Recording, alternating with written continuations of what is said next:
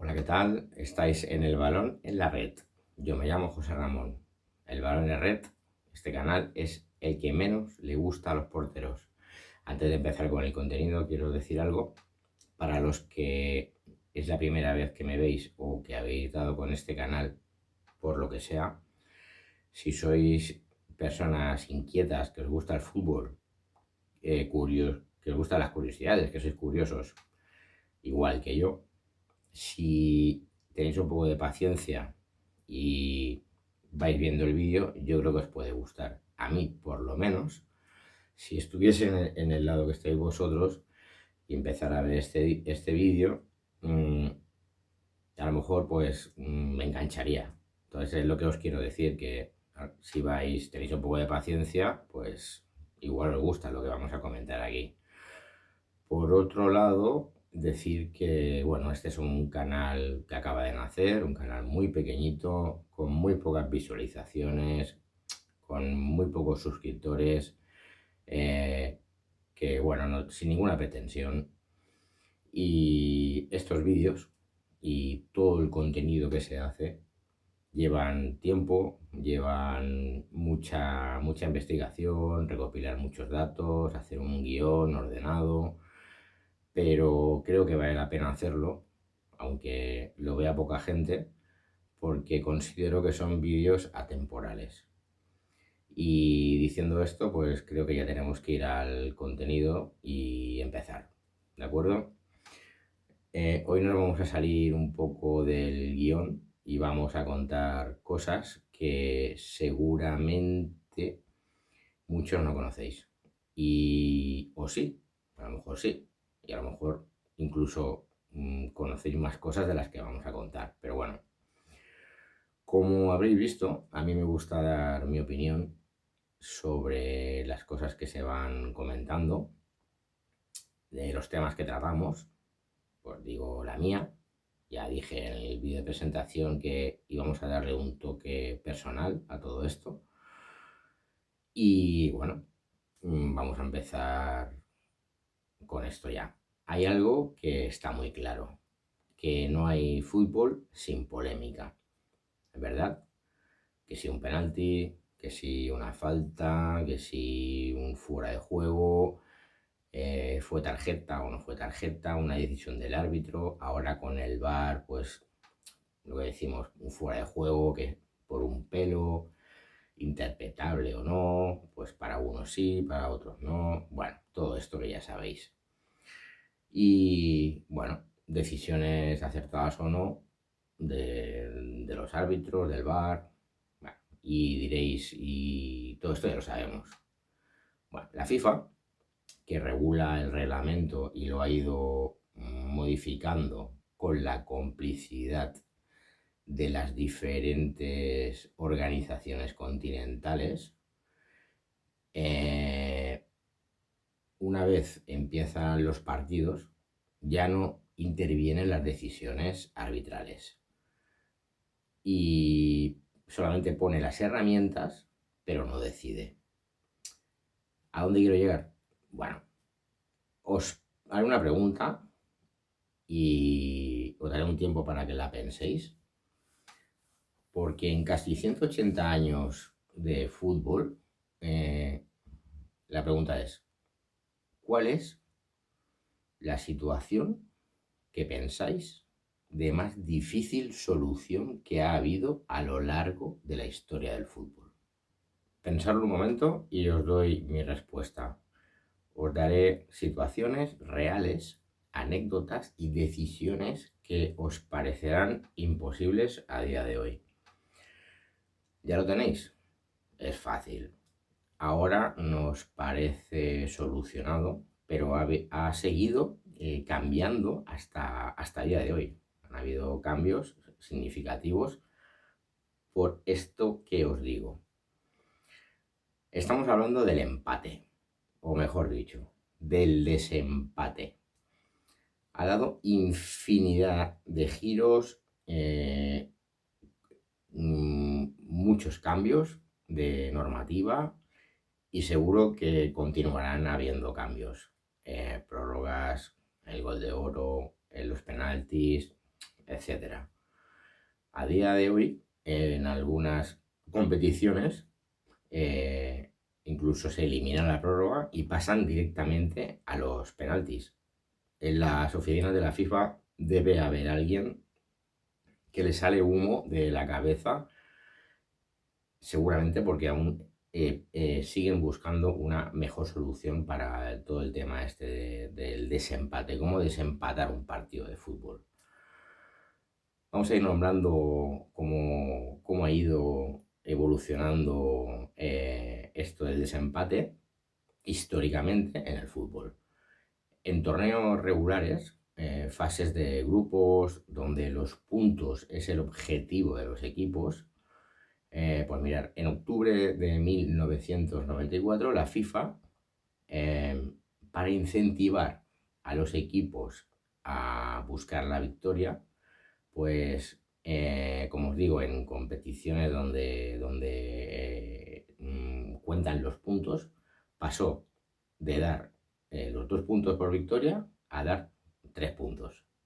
En los primeros mundiales, donde aún participaban pocos equipos, vaya por delante que apenas habían empates y se contabilizaban solamente las victorias. O sea, no se contabilizaban ni puntos, o sea, no iba por puntos la fase de grupos, ni siquiera había diferencia de goles. En el primer mundial, recordar, Uruguay 1930, donde participaron 13 selecciones, hubo fase de grupos y en caso de que hubiese habido algún empate, a victorias dentro de los grupos, o sea que en el mismo grupo 2 equipos tuvieran 2 victorias y 2 victorias, bueno, eran muy poquitos equipos en los grupos y hubiera sido una y una. Pues no se contabilizaban goles a favor ni el enfrentamiento directo. Se jugaba un partido de desempate al día siguiente. En este mundial, tanto en fase de grupos como semis y final, se jugaba un tiempo extra de 30 minutos seguidos. O sea, no es como ahora, 15 y 15. Si seguía el empate, al día siguiente jugaban un partido de desempate. Vamos al Mundial del 34 y del 38, Italia y Francia respectivamente. Aquí se elimina la fase de grupos, los equipos se enfrentan en choque directo y a partido único. Se repite la fórmula. En caso de empate jugarían un tiempo extra de 30 minutos y si el empate continúa, pues se jugaba un partido al día siguiente. Como dato anecdótico, fue en el Mundial 34 donde se dio el primer empate. Cuartos de final, Italia-España. En la prórroga, Italia logró marcar un gol más y bueno, eliminó a España. Vamos ahora a soluciones que a día de hoy serían inverosímiles. Los nombraremos y iremos comentando, ¿de acuerdo? El desempate del Bambino. Sin duda era otra época y, bueno, en una fase clasificatoria para el Mundial 54 en Suiza, jugaban a doble partido España y Turquía. Cada uno ganó su partido como local. Por lo tanto, se disputó un tercer partido en campo neutral. Recordad que se contabilizaba por victorias, o sea, a partido ganado. Se jugó en Italia y después del partido y tiempo extra, el resultado era 2-2. No había tanda de penaltis aún y la FIFA en este caso, no lo vais a creer, la solución, lanzar una moneda al aire o sacar una papeleta de un recipiente con el nombre del ganador. Pues bien, un nivel público con los ojos vendados fue el responsable de que Turquía jugase el Mundial y España no, quedase eliminada. El niño se llamaba Franco Gama. Fue reconocido en Turquía como héroe nacional en el Parlamento turco. Hay que situarse en aquella época, como siempre digo. Se jugaban menos partidos y era más fácil repetir los partidos de desempate. Era tan posible que incluso se habían disputado encuentros de desempate en otras confederaciones, supongo que Asia, Oceanía, pues se habían repetido partidos de desempate hasta 8, 10 y 12 veces. Eso no lo voy a comentar ahora, pero va en serio, ¿eh? Va en serio, lo podéis mirar. Lo comento porque hay que explicar cosas y os cuento también que a alguien de la FIFA en un tiempo se le ocurrió que, agotadas todas las opciones para desempatar, no la moneda ni la papeleta, se decidían los vencedores según el número de corners que se habían tirado. Va en serio. No voy a poner ejemplos ahora porque si no el vídeo sería muy largo y quizás, ya os digo, no sé cuánto va a durar este vídeo. Yo pretendo que sea un vídeo único, pero igual si es muy largo lo dividiré en dos capítulos, ¿de acuerdo? Bueno, ¿y se habían lanzado los mismos corners? Bueno, no me lo pongáis tan complicado, ¿eh? Podría haber pasado, pero no creo que no se había llegado a ese extremo de que dos equipos que después de jugar prórroga, un tercer partido de desempate con otra prórroga, recuerdo que no habían penaltis, y decidiesen que el ganador era por número de corners, no se había dado ningún empate a corners. Al final decidieron el ganador por eso. A cara o cruz, otra solución, otra manera de desempatar. No hace falta que explique cómo funciona, O sea, ya todo el mundo lo sabe. Por suerte no hizo falta usarlo en grandes eventos, pero sí que hay un ejemplo y ahora lo comento. A día de hoy decimos que la tanda de penaltis es una lotería, pues imaginaros lo que era lanzar una moneda al aire. Pero bueno, destacaré uno de los más sonados en una Eurocopa en el 68 en Italia. Se enfrentaban Italia y Unión Soviética en semifinales. Después de los 120 minutos persistía el 0-0. Solo se contemplaba el partido de desempate en la final.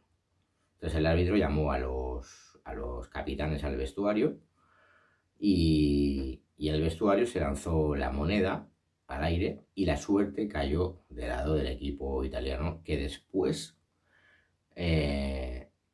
ganaría esa Eurocopa. Fuera campeona. Es muy curioso, o no sé si os parece raro, que no se lanzara la moneda en el centro del campo y que el público pues estuviese de testigo, ¿no? Igual que se hace antes de empezar los partidos se lanza la moneda y el ganador elige sacar o portería. Pues no, se hizo en el vestuario. Pasamos a otra fórmula, la prórroga o tiempo extra. Esta reglamentación ya la conocemos todos, pero tiene su historia también, ¿eh? La primera referencia importante la tenemos en el Campeonato Sudamericano entre Brasil y Uruguay, en el 1919, disputado en Río de Janeiro. Cabe decir que solo participaban 4 equipos. Los otros eran Chile y Argentina. Y también era la final. Y empataron a 2. Se disputó un segundo partido que acabó 0-0. Pues jugaron una prórroga para desempatar y continuaron al 0-0. Pero fueron dos partes de 30 minutos. No una de 30 seguido. O 15 y 15 como ahora. No. 2 partes de 30 minutos. Y ganó Brasil por 1-0. Estamos hablando del 1919 y hay que decir que la FIFA aún no contemplaba el tiempo extra, pero la CONMEBOL sí. No había un criterio unificado por aquella época aún. Hasta el Mundial del 34 la FIFA no incluyó la prórroga en su reglamento como he comentado, que era de 30 minutos seguidos. Más tarde se dividió en 2 partes de 15. Para que veáis cómo eran las cosas, os cuento lo siguiente también. Mientras existió un tiempo extra sin pausa de 30 minutos, en algunos casos no se detenía el juego hasta que un equipo marcaba. Aunque hubieran traspasado los 30 minutos, seguían jugando. Bueno, vamos a otra cosa. El gol de oro. Ya sabemos lo que es a día de hoy. Cuando se han lanzado los 5 penaltis y sigue el empate, continúan 5 más hasta que uno marca y el otro falla. Pero este término se ha utilizado también con otra función. Durante la prórroga de 15+15, la FIFA en 1993 instauró el gol de oro para incentivar a los equipos que fuesen al ataque, que fuesen más ofensivos, ya que cuando uno marcaba se daba por finalizado el partido. Pero en 2004 esta norma se eliminó, ya que tuvo un efecto contrario. O sea, los equipos, en vez de irse al ataque para marcar y que terminase la prórroga en ese momento, lo que hacían era ser mucho más defensivos para que no les marcaran. Pasamos ahora a otra fórmula, que es el gol de plata. El gol de oro no convencía en el mundo del fútbol y entonces aparecieron muchas voces contrarias a esta solución por ser algo cruel, o sea, marcar y que terminase el partido. Entonces no había opción al otro equipo a reaccionar. Y entonces la FIFA implantó el gol de plata. Para mí ni uno ni otro tienen sentido, pero bueno. Los equipos no se iban a lanzar nunca a muerte por el gol. Entonces, todo lo que se consiguió es el efecto contrario, ¿no? Al revés, ya lo he dicho. Ultra defensivos. Bueno, vamos a ver en qué consistía, a diferencia del gol de oro, el gol de plata. Durante las 2 partes de la prórroga, si un equipo marcaba, el partido no acababa inmediatamente. Se dejaba acabar esos 15 minutos para poder darle al otro equipo la oportunidad de poder empatar o de reaccionar. Un auténtico sinsentido, porque si lo pensáis bien, esto solo valía para los primeros 15 minutos, para la primera parte de la prórroga. Por suerte en 2004 se eliminaron las 2 normas. Pasamos a la tanda de penaltis, que esto ya es más actual y ya lo conocemos todos. Yo sabía la fecha de la norma, pero después de investigar y leer aquí y allá me he encontrado con sorpresas interesantes. A la hora de preparar este contenido, buscar el origen. Aunque no oficial, y como pasa en el propio fútbol, lo encontramos en diferentes sitios. Para empezar, en Argentina en 1940, un Newell's Tiro Federal celebraron una tanda de penaltis para decidir el ganador. También en 1952-53, en Yugoslavia, se dio otra tanda en el campeonato de Copa. Igualmente, una Copa de Italia en el 58-59, el momento más conocido y considerado más influyente ocurrió en España. Lo podéis comprobar en diferentes libros, crónicas, en internet, donde queráis, lo podéis mirar. Es un hecho muy nombrado. Un torneo disputado en La Coruña en 1955. Estaba estipulado que si se daba el empate, se chutaría una tanda de penaltis y bueno, no llegó a suceder porque no se dio, no, o sea, hubo ya un ganador durante el partido. En 1962 también se disputa en el trofeo Ramón de Carranza, en Cádiz, pasó lo mismo, un Cádiz Fútbol Club Barcelona. Y aquí sí que empataron y se llegaron a lanzar hasta 16 penaltis. Al final ganó el Fútbol Club Barcelona. La normativa oficial FIFA entró en 1970. Se implantó definitivamente. En un primer momento, un equipo tenía que tirar 5 penaltis seguidos y luego el otro equipo otros 5. En 1976 esto cambió y se lanzaban los penaltis intercaladamente, como los conocemos a día de hoy. Y hay cosas a contar también a nivel de clubs. En 1970 encontramos la primera tanda oficial entre el Hull City y el Manchester United en la Copa Inglesa. Y aquí nos faltan anécdotas, ¿eh? Bueno, más que anécdotas, cosas que creo que hay que contar.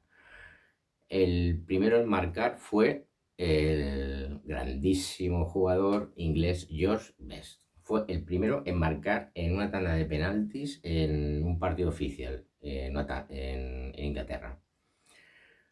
Y Dennis Lowe tiene el honor de ser el primero en fallar, con el añadido de ser el portero del Hull en ese mismo partido. Y con ese fallo, con ese error, falló el penalti, dio la victoria al Manchester. Aquí no acaban las curiosidades, ¿eh? Hablamos ahora de selecciones. Final de Eurocopa 1976, Checoslovaquia, Alemania Federal. Después de un 2-2, se fueron a la tanda de penaltis. Y aquí viene un hecho histórico. Un jugador checoslovaco de nombre Antonín lanzó el penalti decisivo dando la victoria a su equipo y fue muy histórico, sí. ¿Sabéis cómo se llamaba de apellido? Panenka. Ya no hace falta decir nada más, ¿verdad? Y bueno, la primera tanda de penaltis en la historia de los mundiales pues fue en España 82. Y luego, bueno, comentamos que las finales del Mundial 94, 2006 y 2022 se decidieron, las finales, por penaltis. Y en mundiales femeninos en el 99 y en el 2011. Y bueno, a ver, hay muchas anécdotas sobre todo esto, pero creo que le hemos hecho un buen repaso a lo que ha sido el desempate, la evolución del desempate con sus curiosidades y con sus anécdotas y con soluciones y normativas inverosímiles, ¿verdad? Yo creo que está bien todo este repaso y hasta aquí hemos llegado. Recordad que vamos vídeo a vídeo y muchas gracias por estar ahí, por verme y hasta luego.